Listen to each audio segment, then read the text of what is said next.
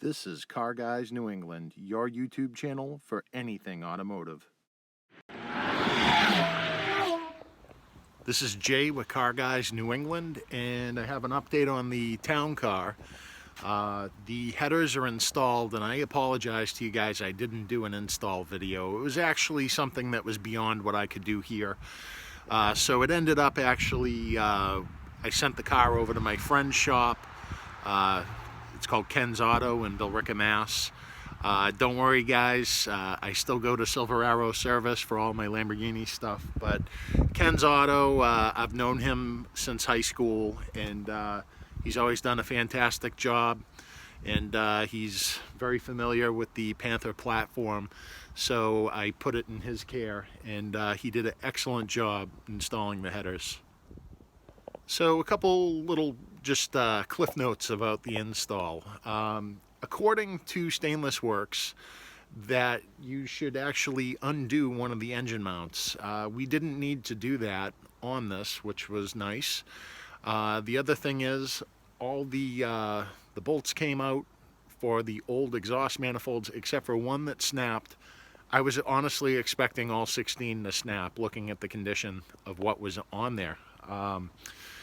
Also, the O2 sensor extenders were not needed. We didn't end up using them, and the wiring fit perfectly on the town car. So that was definitely interesting. One other issue that we ran into was the dipstick tube. When we were taking that out, that ended up snapping, so that needed to be extracted, and we had to order another dipstick and dipstick tube, but that only held things up a day getting the parts.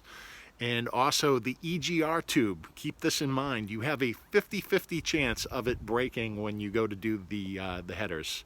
And mine snapped. And they're all inexpensive parts. The dipstick was inexpensive, the EGR tube was inexpensive, so no big deal.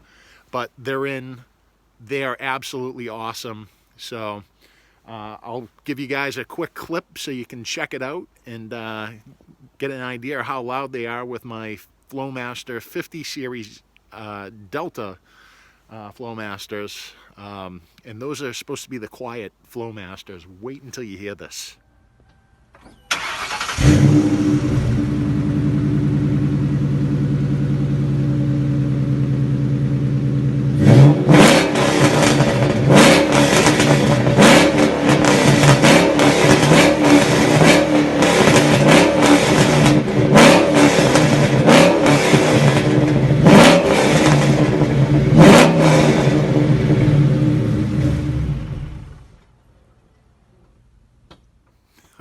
That sounds awesome, especially coming from a town car. You wouldn't expect that, so that's great.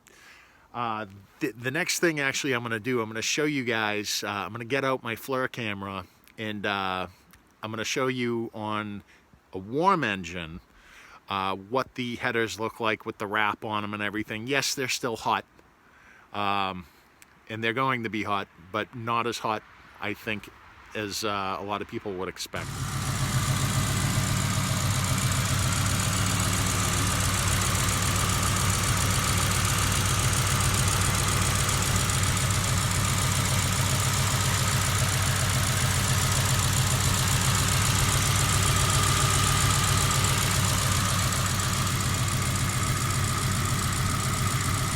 And you can actually see the cold air intake is actually pretty cool, although the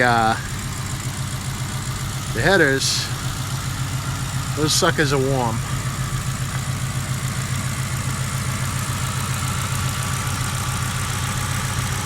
Barely see what's going on here, but here's my hand for comparison.